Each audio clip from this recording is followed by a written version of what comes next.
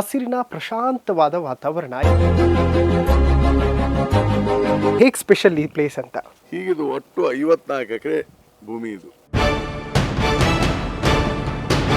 ಕಲಾಪದಲ್ಲಿ ಸ್ಪೀಕರ್ ಅವರಿಗೆ ರೂಲ್ಸ್ ಹೇಳ್ತಾ ಇದ್ರಿ, ಯಾಕೆ ಆ ಪ್ರಸಂಗ ಬಂತು? ಸದಸ್ಯರು ಭಾವನಾತ್ಮಕವಾಗಿ ಒಂದ್ಸರಿ ಏನೇನೋ ಮಾತಾಡ್ತಾರೆ. ಯಾಕೋ ಬೇಕಾಗಿರುವಂತ ವಿಚಾರಗಳನ್ನ ಬಿಟ್ಟು ಬೆಳೆದೇ ಇರುವಂತದ್ರ ಬಗ್ಗೆ ಜಾಸ್ತಿ ಕಾನ್ಸಂಟ್ರೇಟ್. ಭ್ರಷ್ಟರು ಅಂದ ಕೂಡ ಬರೀ ಹಣ ತಿಂದ್ರೆ ಭ್ರಷ್ಟ ಅಲ್ಲ, ಕಾನೂನು ಬಾಹಿರ ಕೆಲಸ ಮಾಡಿದ್ರು ಭ್ರಷ್ಟ ವ್ಯವಸ್ಥೆನೆ. ವಿತ್ ಡಾಕ್ಯುಮೆಂಟ್ ಮಾತಾಡುವಂತದ್ದು ಕಡಿಮೆ ಆಗಿದೆ. ಯಾರು ತಿಳ್ಕೊಂಡು ಮಾತಾಡೋದಿಲ್ಲ. ಕರೆಕ್ಟ್. ಸಿಕ್ ಬಾಯಿ ಬಂದು ಮಾತಾಡ್ತಾರೆ. ಸರ್, ಯಾವಾಗ ಮಿನಿಸ್ಟರ್ ಆಗ್ತೀರಿ ಅಂತ? ನಾನು ಹೆಂಗೆ ಹೇಳಿ, ಬಿಲ್ಡರ್ಸು, ರಿಯಲ್ ಎಸ್ಟೇಟ್ ದಂಧೆ ಮಾಡೋರು ಇಂಥವ್ರೆ MLA ಆದ್ರೆ ನೀವು ಹೆಂಗೆ ರಾಜಕೀಯ ವ್ಯವಸ್ಥೆ ನಡೆಸ್ತೀರಿ? ನಮಸ್ಕಾರ ವೀಕ್ಷಕರೇ, ನೀವು ನೋಡ್ತಾ ಇದ್ದೀರಾ ನ್ಯಾಷನಲ್ ಟಿವಿ. ನಾನು ಸೈಯದ್ ಹಿದಾಯತ್. ಇವತ್ತು ಹುಬ್ಬಳ್ಳಿ ಧಾರವಾಡದ ಕೆಳಗೇರಿ ಸೀಮಾದಲ್ಲಿ ನಾನು ನಿಂತಿದ್ದೀನಿ. ಸೊ ಒಂದು ಕಡೆ ಹಚ್ಚ ಹಸಿರು, ಎತ್ತ ಕಣ್ಣು ಹಾಯಿಸಿದ್ರು ಕೂಡ ಹಸಿರಿನ ಪ್ರಶಾಂತವಾದ ವಾತಾವರಣ. ಈ ವಾತಾವರಣದಲ್ಲಿ ಅದ್ಭುತವಾದಂತಹ ವ್ಯಕ್ತಿತ್ವ ಸಿಕ್ಕರೆ ಮಾತಾಡೋದಕ್ಕೆ ತುಂಬ ಚೆನ್ನಾಗಿರುತ್ತೆ. ಸೊ ಇವತ್ತು ನಮ್ಮ ಜೊತೆ ಯಲಬುರ್ಗಾ ವಿಧಾನಸಭಾ ಕ್ಷೇತ್ರದ ಶಾಸಕರು ಬಸವರಾಜ ರಾಯರೆಡ್ಡಿ ಅವರು ಜಾಯ್ನ್ ಆಗ್ತಾ ಇದ್ದಾರೆ. ಸರ್ ನಮಸ್ಕಾರ, ಕಾರ್ಯಕ್ರಮಕ್ಕೆ ಸ್ವಾಗತ. ಹೇಗಿದ್ದೀರಿ ಸರ್? ನಮಸ್ಕಾರ, ಎಲ್ಲರಿಗೂ ನಮಸ್ಕಾರ. ಸರ್, ಇಷ್ಟು ಪ್ರಶಾಂತವಾಗಿರೋ ವಾತಾವರಣದಲ್ಲಿ ಇರ್ತೀರಿ, ಯಾಕೆ ತುಂಬ ಬೇಗ ಕೋಪ ಮಾಡ್ಕೋತೀರಿ? ನಾನೇನು ಕೋಪ ಮಾಡ್ಕೊಳ್ಳೋದಿಲ್ಲ. ಓಕೆ. ನಾನು ಎಂದೂ ಯಾರ ಬಗ್ಗೆನೂ ಕೆಟ್ಟದಾಗಿ ಮಾತಾಡೋದಿಲ್ಲ. ನನಗೆ ಕೆಲವು ಸಂದರ್ಭದಲ್ಲಿ ಅನಾವಶ್ಯಕವಾಗಿ ಮಾತನಾಡೋದು, ಹೌದು, ಆಮೇಲೆ ಕಾನೂನು ನಿಯಮಾವಳಿಗಳನ್ನ ಬಿಟ್ಟು ಮಾತನಾಡುವಂತ ಸಂದರ್ಭದಲ್ಲಿ ಕರೆಕ್ಟ್, ನನಗೆ ಸ್ವಲ್ಪ ಕೋಪ ಬರ್ತದೆ. ಅದನ್ನ ನಾನು ಎಕ್ಸಿಬಿಟ್ ಮಾಡ್ತೇನೆ, ಹೊರಗೆ ತೋರಿಸ್ತೇನೆ.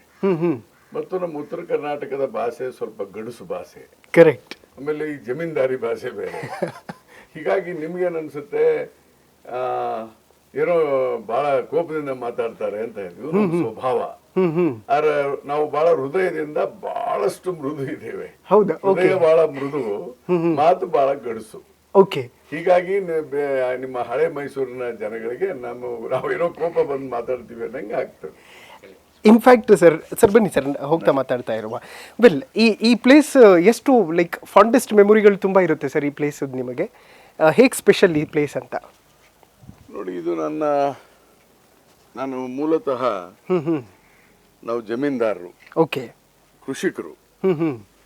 ನಾವು ಕೃಷಿಕರಾದ್ರಿಂದ ಈ ಜಮೀನು ನಮ್ಮ ಫ್ಯಾಮಿಲಿ, ನಮ್ಮ ಕುಟುಂಬದ ವತಿಯಿಂದ ಓಕೆ ನನಗೆ ಬಂದಂಥದ್ದು. ನಮ್ಮ ಕುಟುಂಬದ ಇದರಲ್ಲಿ ಬೇರೆ ಕಡೆಯಿಂದ ನಾನು ಪರ್ಚೇಸ್ ಮಾಡಿದ್ದೆ, ಅಂದರೆ ಆ ಕಡೆ ಈ ಕಡೆ ಬದಲಾವಣೆ ಮಾಡಿ. ಇದು ಸುಮಾರು ನನಗೆ, ನಾನು ಲೋಕಸಭಾ ಸದಸ್ಯನಿದ್ದಾಗ 1996 ಇದನ್ನು ಡೆವಲಪ್ ಮಾಡಬೇಕು ಅನ್ನೋದು ಬಂತು. ಏನು ಇರಲಿಲ್ಲ. ಓಕೆ. ಸೊ ಒಳ್ಳೆಯ ಮಾವಿನ ಗಿಡ ಇದೆ. ಇದೆಲ್ಲ ಅಲ್ಫಾನ್ಸೋ ದೇವಗಢ, ಅಂದರೆ ಈ ರತ್ನಗಿರಿಯಿಂದ ತಂದಿದ್ದೇನೆ. ಓಕೆ. 30 ಎಕರೆ ಮ್ಯಾಂಗೋ ಇದೆ, ಹೈ ಡೆನ್ಸಿಟಿ. ಓಹೋ. ಅಂದರೆ 102 ಮ್ಯಾಂಗೋ ಟ್ರೀ ಇದೆ ಪರ್ ಎಕರ್.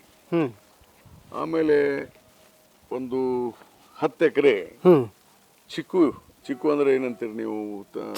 ಸಪೋಟ ಅಂತೀವಿ. ಗೊತ್ತಿಲ್ಲ ನಿಮ್ಮ ಹಳೆ ಮೈಸೂರಿನಲ್ಲಿ ನಾವು ಚಿಕ್ಕು ಅಂತೀವಿ. ಓಕೆ. ಅದು ಧಾಣುದಿಂದ ತಂದೆ ನಾನು. ಅಂದ್ರೆ ಅದು ಉದ್ದ ಇರುತ್ತೆ, ಈ ಕ್ರಿಕೆಟ್ ಬಾಲ್ ತರ ಇರಲ್ಲ, ಬಹಳ ಸ್ವೀಟು ಚಿಕ್ಕು. ಹ್ಯಾವ್ ಶುಗರ್ ಕಂಟೆಂಟ್ ಜಾಸ್ತಿ. ಪೇರು ಇದೆ, ಪೇರ್ಲು ಅಂದ್ರೆ ನೀವೇಂತೀರಿ ಚೆಪೆಕಾಯಿ ಅಂತೀರಿ, ಚೆಪೆಕಾಯಿ. ಪೇರ್ಲಾ ಇದೆ. ಹೀಗಿದು ಒಟ್ಟು 54 ಎಕರೆ ಭೂಮಿ ಇದು ಟೋಟಲ್. ಒಂದೇ ಹಿಡುವಳಿ. ಇಲ್ಲಿ ಬೋರ್ವೆಲ್ ಇದೆ, ಬಟ್ ಸಾಕಷ್ಟು ಮಳೆ ಆಗುತ್ತೆ ಇಲ್ಲಿ. ಜೂನ್ 1ಕ್ಕೆ ಮಳೆ ಪ್ರಾರಂಭ ಆದರೆ ನಿಲ್ಲೋದೆ ಅಕ್ಟೋಬರ್ಗೆ. ಓಕೆ. ಇದು ಸ್ವಲ್ಪ ಮಲೆನಾಡು ಏರಿಯಾ ಪೂರ್ತಿ ಮತ್ತು ವೆಸ್ಟರ್ನ್ ಘಾಟ್. ಇದು ಇಲ್ಲಿ ನೀರು ಹರಿದ್ರೆ ಸೀದಾ ಕಾಳಿಗೆ ಹೋಗುತ್ತೆ river. Okay. This starts western ghat. Dharwad town divide between Krishna ಅಂದ್ರೆ ಪೂರ್ವ ನದಿಗೆ ಹೋಗುತ್ತೆ, ಇದು ಪಶ್ಚಿಮ ನದಿಗೆ ಹೋಗುತ್ತೆ. ಸೊ ಇಟ್ ವೆಸ್ಟರ್ನ್ ಘಾಟ್ ಇದು. ಸೊ ಪಶ್ಚಿಮ ಘಟ್ಟದಲ್ಲಿ ಈ ಪ್ರದೇಶ ಇದೆ. ನನಗೆ ಬಹಳ ಇಷ್ಟವಾದಂತ ಜಾಗ. ಯಾಕಂದ್ರೆ ನಾನು ಬೇಸಿಕಲಿ ನಾನೊಬ್ಬ ಕೃಷಿಕ. ಹೌದು. ನನಗೆ ಯಾವುದೇ ವ್ಯಾಪಾರ ಇಲ್ಲ, ಯಾವುದೇ ಎಜುಕೇಶನ್ ಇನ್ಸ್ಟಿಟ್ಯೂಷನ್ ಇಲ್ಲ. ನಾನು ಮೂಲತಃ ಲಾ ಓದಿದ ತಕ್ಷಣ ಇಮಿಡಿಯೇಟ್ಲಿ MLA ಆದೆ. ನಾನು ಮೊದಲೇ ಸಾರಿ MLA ಆಗಿದ್ದು 1985 ಅಲ್ಲಿ. ಹೌದು. ಹೀಗಾಗಿ ನಾನು ಹಲವಾರು ಸಾರಿ ಎಲ್ಲ ಬಂದಿದ್ದೇನೆ. ಕೃಷಿಗೆ ಹೆಚ್ಚು ಮಹತ್ವವನ್ನು ಕೊಡ್ತಾ ಇರೋದ್ರಿಂದ ನನಗೆ ಈ ವಾತಾವರಣ ಹೆಚ್ಚಾಗಿದೆ. ಅದಕ್ಕೆ ನನಗೆ ಹೇಗೆ ಬೇಕೋ ಹಾಗೆ ಡಿಸೈನ್ ಮಾಡ್ಕೊಂಡು ಡಿಸೈನ್ ಮಾಡಿಕೊಂಡು ಸರ್ ಜನ ಎಲ್ಲ ಬಂದಾಗೆಲ್ಲ ಲೈಕ್ ಜನರಿಗೆಲ್ಲ ವ್ಯವಸ್ಥೆ ಮಾಡಿದ್ದೀರಿ ಕುರ್ಚಿ ಎಲ್ಲ ಮಾಡಿದ್ದೀನಿ. ಓಕೆ ಬಟ್ ಜನ ಹೆಚ್ಚಾಗೆಲ್ಲ ನಾನು ಕಾನ್ಸ್ಟಿಟ್ಯೂನ್ಸಿಗೆ ಹೋಗ್ತೀನಿ ನಾನು. ಪಾಪ ಅವ್ರು ಯಾಕೆ ಇಷ್ಟು ದೂರ ಬರಬೇಕು? ಹೌದು. ಯಾರೋ ನಮ್ಮ ಸ್ನೇಹಿತರು ಬಂದ್ರೆ ಊಟ ತಿಂಡಿ ಮಾಡಿಸಿ ಕಳಿಸ್ತೇನೆ ಸ್ನೇಹಿತರಿಗೆ. ಜನಗಳೆಲ್ಲ ನಾನು ಊರಿಗೆ ಹೋಗ್ತೇನೆ. ಯಾರೋ ಎಮರ್ಜೆನ್ಸಿ ಬಂದ್ ನಾನು ಇಲ್ಲಿ ಹೆಚ್ಚಿರೋದಿಲ್ಲ. ತಿಂಗಳಲ್ಲಿ ಹಬ್ಬ ಬಂದ್ರೆ 2 ದಿವಸ ಓಕೆ ಅಂದ್ರೆ ಓವರ್ ನೈಟ್ ಸ್ಟೇ. ಬೆಂಗಳೂರಿಂದ ಬರ್ತೇನೆ, ಬಂದ್ಬಿಟ್ಟು ಓವರ್ ನೈಟ್ ಸ್ಟೇ ಮಾಡಿ ಬೆಳಗ್ಗೆ ನಾನು ಕಾನ್ಸ್ಟಿಟ್ಯೂನ್ಸಿಗೆ ಹೋಗ್ತೇನೆ. ಇನ್ಫ್ಯಾಕ್ಟ್ ಕ್ಷೇತ್ರಕ್ಕೂ ಕೂಡ ತುಂಬಾ ಹತ್ರ ನೀವು ಮಾಡಿರುವಂತ ಮನೆ, 20 ಕಿಲೋಮೀಟರ್. ಹೀಗಾಗಿ ನಾನು ಪಾರ್ಲಿಮೆಂಟ್ ಸದಸ್ಯನಿದ್ದಾಗ ಧಾರವಾಡ ಡಿಸ್ಟಿಕ್ನ ಕೆಲವು ಪ್ರದೇಶಗಳು ಇಲ್ಲೇ ಇರ್ತಿತ್ತು. ಕಂಪ್ಲೀಟ್ ಸ್ಟಡಿ ಮಾಡಿದ್ದು ನಾನು ಧಾರವಾಡ. ಫ್ರಮ್ ಹೈಸ್ಕೂಲ್ ಇಂದ ಹಿಡಿದು ಲಾವರೆಗೂ I studied in Dharwad. So ಹೀಗಾಗಿ ಧಾರವಾಡಕ್ಕೂ ನನಗೂ ಶೈಕ್ಷಣಿಕ ಮತ್ತು ಸಾಮಾಜಿಕ ನಂಟಿದೆ. ಓಕೆ, ಹೀಗಾಗಿ I like this place. Okay, yoga ಎಲ್ಲ ಮಾಡ್ತೀರಿ ಸರ್ ಇಲ್ಲಿ? ಯೋಗ ಮಾಡ್ತಾ ಇದ್ದೆ, ಈಗ ಕಳೆದ 1-2 ವರ್ಷದಿಂದ ಬಿಟ್ಟಿದ್ದೇನೆ. ಯಾಕೆ ಸರ್? ಹಂಗೆ ಬಿಟ್ಟೆ ಅಷ್ಟೇ. ಮಾಡ್ಬೇಕೀಗ. I am 67. ಓಕೆ, ಎಲ್ಲ ಹೇಗಿರುತ್ತೆ ಸರ್ ದಿನಚರಿ ಎಲ್ಲ? ಮಾರ್ನಿಂಗ್ ಎಷ್ಟು ಗಂಟೆಗೆ? ನಾನು ಇಲ್ಲೇನೋ ಹೆಚ್ಚಿರೋದಿಲ್ಲಲ್ಲ, ನಾನು ಹೆಚ್ಚಾಗಿ ಕಾನ್ಸ್ಟಿಟ್ಯೂನ್ಸಿನಲ್ಲೇ ಇರ್ತೇನೆ. ಓಕೆ, ಅಂದಾಗ ನೋ ಅಂತ ಏನಿಲ್ಲ. ರಾತ್ರಿ ಊಟ ಮಾಡ್ತೇನೆ, ಮಲಗ್ತೇನೆ, ಬೆಳಗ್ಗೆ ಹೊರಟೋಗಿರ್ತೇನೆ. ಇದನ್ನೆಲ್ಲ ನೋಡ್ಕೊಳ್ಳೋಕೆ ನಾನು ಲೀಸ್ ಕೊಟ್ಬಿಟ್ಟಿದ್ದೇನೆ ಎಲ್ಲ. ಈ ಮಾವಿನ ಗಿಡಗಳನ್ನ ಮತ್ತು ಪೇರು, ಚಿಕ್ಕು, ಓಕೆ, ನಾವೇನು ನೋಡ್ಕೊಳ್ಳೋದಿಲ್ಲ. ಅವ್ರಿಷ್ಟು ವರ್ಷಕ್ಕಿಷ್ಟು ಗುತ್ತಿಗೆ ಅಂತ ಹೇಳಿ ಆಧಾರದ ಮೇಲೆ ನಮಗೆ ಅವರು ಹಣ ಕೊಡ್ತಾರೆ. ಓಕೆ, ಉಳಿದ ಅವರೇ ನೋಡ್ಕೊಳ್ತಾರೆ. ನಂದು ಏನೂ ಇಲ್ಲ. ನಂದು ಅಲ್ಲಿ ರೋಡು, ಈ ಮನೆ ಅಷ್ಟೇ, ನಾನೇ. ಉಳಿದೆಲ್ಲ ಲೀಸಿಗೆ ಕೊಟ್ಟಿದ್ದೀರಿ.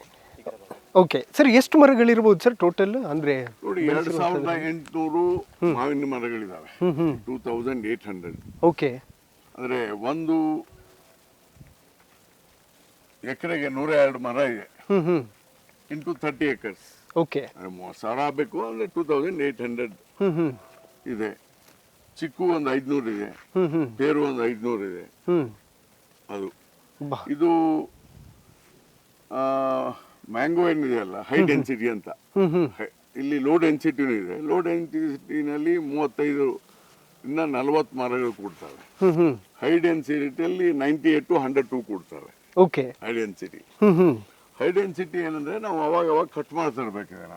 ಓಕೆ, ಲೋ ಡೆನ್ಸಿಟಿ ಅಂದ್ರೆ ದೊಡ್ಡ ಮರ ಆಗ್ತದೆ. ಅದಕ್ಕಾಗಿ ಏನೋ ವೈಜ್ಞಾನಿಕವಾಗಿ ತೋಟಗಾರಿಕೆ ಅವ್ರು ಏನೇನು ಮಾಡಿಸ್ಬೇಕು ಅದನ್ನೆಲ್ಲ ಮಾಡಿಸ್ತಿದ್ದೇನೆ. ಒಳ್ಳೆ ಬರುತ್ತೆ, ಇನ್ಕಮ್ ಬರುತ್ತೆ, ಲೀಸ್ ಕೊಡ್ತಾರೆ. ಹೀಗಾಗಿ ನಮ್ಗೆ ಯಾವುದೇ ಇದಿಲ್ಲ. ಓಕೆ ಸರ್, ಇದು ಕಾರ್, ಬೈಕ್ ಆ ಥರದ್ದು ಕ್ರೇಜ್ ಏನೂ ಇಲ್ವಾ ಸರ್? ನನಗೆ ಬೈಕು ಅಂತ ಏನು ಕ್ರೇಜ್ ಇಲ್ಲ. ನಾನು ಕಾಲೇಜಲ್ಲಿದ್ದಾಗ ಬೈಕ್ ಇತ್ತು, ಬುಲೆಟ್. ದಟ್ ಈಸ್ ಇನ್ 1978 ಅಲ್ಲಿ. ನಾನು 76 ಅಲ್ಲಿ ನಾನು BA ಓದುವಾಗ ಬುಲೆಟ್ ಮೋಟರ್ ಸೈಕಲ್ ಅದೆಲ್ಲ ಇತ್ತು ಬಿಡಿ. ಅದೇನು ನನಗೆ ಕ್ರೇಜ್ ಅಲ್ಲ, ಜಸ್ಟ್ ಫಾರ್ ನಾನು ಹಾಗೆ ಕಾರು ಪಾರು ಅಂತೀರ. I am comfortable with Innova, ಸಾಕು ಅಂತ. ಪ್ರತ್ಯೇಕವಾಗಿ ನಾವು ಶೋಕಿ ಮಾಡುವಂತ ನನಗೇನ ಇಲ್ಲ. ನನಗೆ ಕೆಲಸ, ಮೈ ದಿನಚರಿ ಏನಂದ್ರೆ development work every day. Okay, ಅಭಿವೃದ್ಧಿ ಕೆಲಸನೇ ನನ್ನ ಮಾತುಗಳು, ಬೆಳಗ್ಗೆಯಿಂದ ಸಾಯಂಕಾಲದವರೆಗೂ. No other. ನನಗೆ ಯಾವುದೋ ಅಭ್ಯಾಸ ಇಲ್ಲ. I am 24/7 development works. Okay, ಏನೆಲ್ಲ ಬದಲಾವಣೆ ಆಗಿದೆ ಸರ್ ಯಲಬುರ್ಗಾ ಕ್ಷೇತ್ರದಲ್ಲಿ? ನೋಡಿ,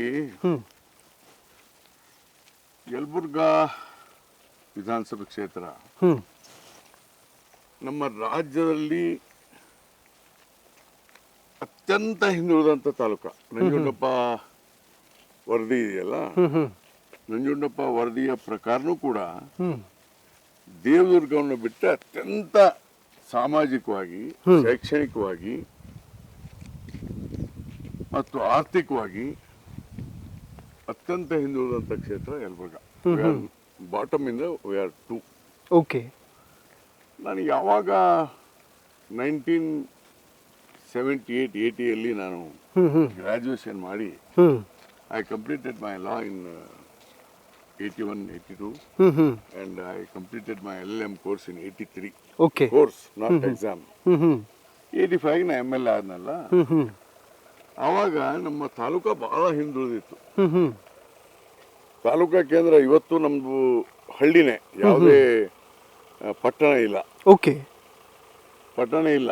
ಹ್ಮ್ ಹ್ಮ್ ಹೀಗಾಗಿ ನಮ್ದೆಲ್ಲ ಹಳ್ಳಿ ಪ್ರದೇಶನೇ. ಹ್ಮ್ ಈ ಹಳ್ಳಿ ಪ್ರದೇಶ ಇರೋದ್ರಿಂದ ಹ್ಮ್ ಆ, ಯಾವುದೇ ಮೂಲಭೂತ ಸೌಕರ್ಯ ಇರಲಿಲ್ಲ. ಉದಾಹರಣೆಗೆ ಕುಡಿಯ ನೀರು, ಹ್ಮ್ ಶಾಲೆ, ಕಾಲೇಜು, ಹ್ಮ್ ಆಸ್ಪತ್ರೆಗಳು, ಓ ರಸ್ತೆ, ವಿದ್ಯುತ್ ಸೌಲಭ್ಯ ಹ್ಮ್ ಹ್ಮ್ ಏನೂ ಇಲ್ಲ. ಅತ್ಯಂತ ಹಿಂದುಳಿದು. ಓಕೆ. Because no urban. ಇವತ್ತು ಕೂಡ ಯಲಬುರ್ಗಾ ಜನಸಂಖ್ಯೆ ಓಟು ಲೆಸ್ ದ್ಯಾನ್ 12,000 ಇವನ್ ಟುಡೇ. 11,700. ಹ್ಮ್ ಹ್ಮ್ ಇನ್ನೊಂದು ದೊಡ್ಡ ಊರು ಕುಕ್ನೂರು ತಾಲೂಕು ಮಾಡಿಸಿದ್ದಾನೆ, ಹ್ಮ್ ಹ್ಮ್ ಅದು 13,500 ಹ್ಮ್ ಇವತ್ತು ಓಟು.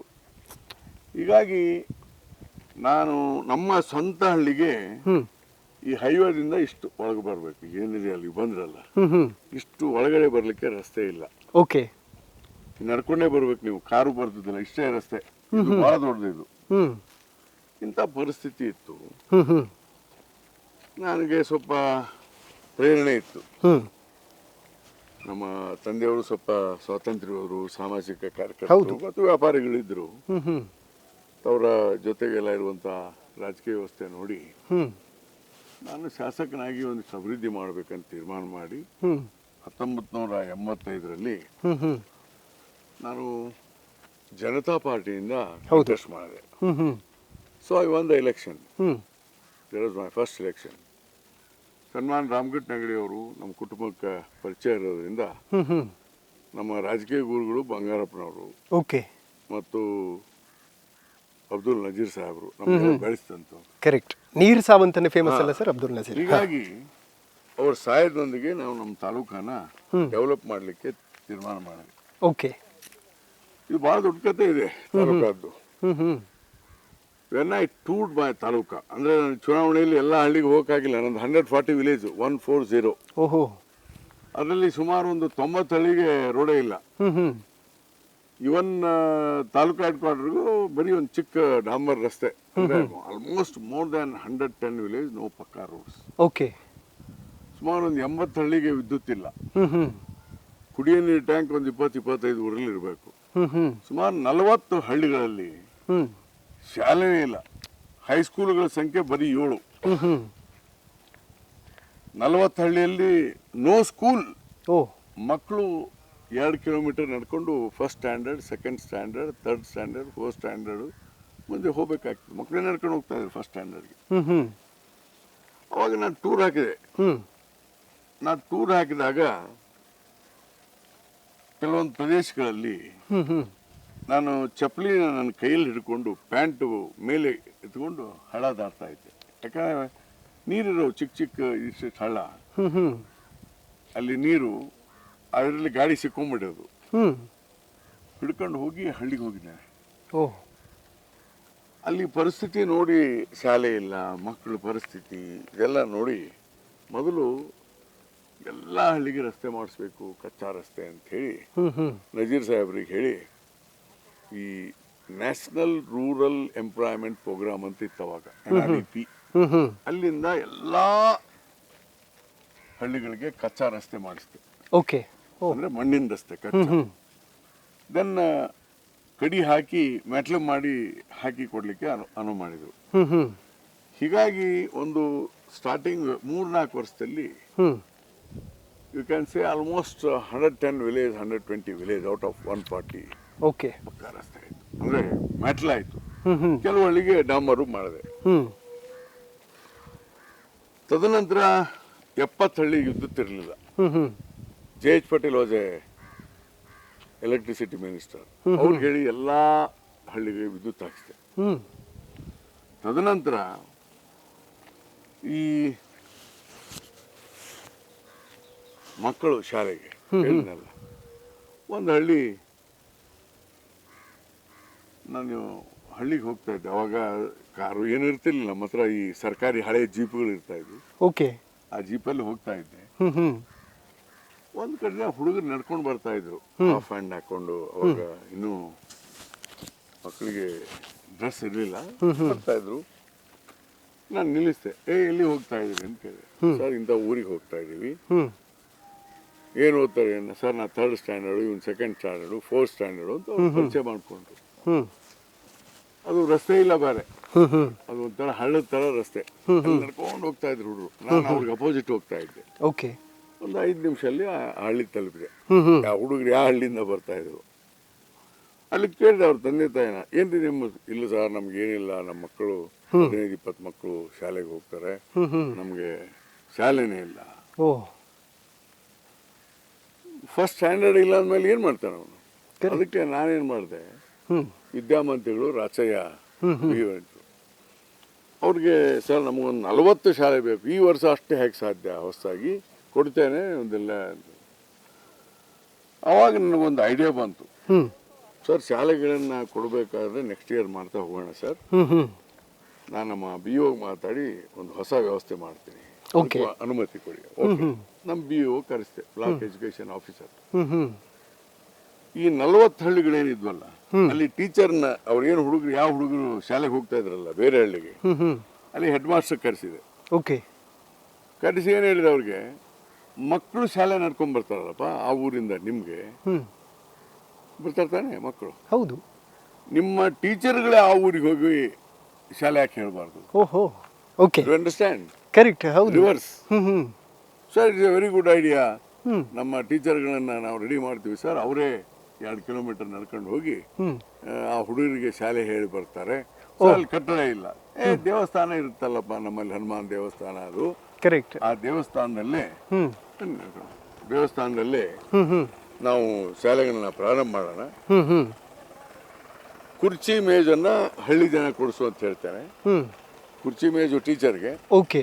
ನಾನು ಬ್ಲ್ಯಾಕ್ ಬೋರ್ಡು ಕೊಡ್ತೇನೆ, ಹ್ಮ್ ಹ್ಮ್ ಚಾಕ್ ಪೀಸ್ ನಿಮ್ಮಲ್ಲಿ ಹೇಗಾರು ಇದ್ದೇ ಇದೆ ಹ್ಮ್ ಅಂತ ಹೇಳಿ 40 ಬ್ಲ್ಯಾಕ್ ಬೋರ್ಡ್ ಕೊಡಿಸ್ತೇನೆ ನಾನು. ಓಹೋ ಸೂಪರ್. ಅವರು ಕುರ್ಚಿ ಮೇಜನ್ನ ಇವ್ರು ಕೊಟ್ಟರು, ಹ್ಮ್ ಹ್ಮ್ ಹಳ್ಳಿ ಜನ. ಹ್ಮ್ ಸೊ ನಾವು ಬ್ರಾಂಚ್ ಸ್ಕೂಲ್, ಶಾಖಾ ಶಾಲೆ ಹ್ಮ್ ಅಂತ ಹೇಳಿ ಪ್ರಾರಂಭ ಮಾಡಿಬಿಟ್ವಿ.